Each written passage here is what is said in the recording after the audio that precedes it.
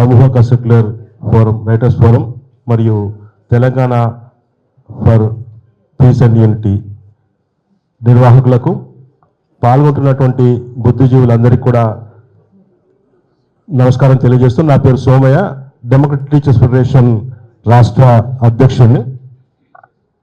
నిన్న అంటే 29న పుస్తక ప్రదర్శనలో జరిగినటువంటి దాడి, అంతకుముందు కూడా ఈ సమాజంలో జరుగుతున్నటువంటి బుద్ధిజీవుల మీద జరుగుతున్నటువంటి మానసిక దాడిని డెమోక్రటిక్ టీచర్స్ ఫెడరేషన్ తీవ్రంగా ఖండిస్తున్నది.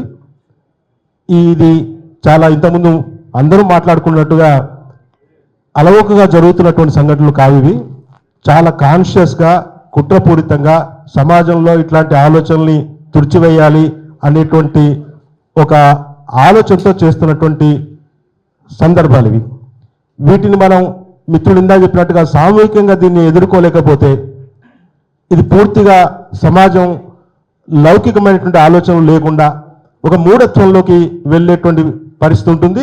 ఇవాళ రాజ్యం కూడా అదే కోరుకుంటున్నది. కాబట్టి దీన్ని సమూహంగా మనం వ్యతిరేకించాల్సినటువంటి అవసరం ఉన్నది.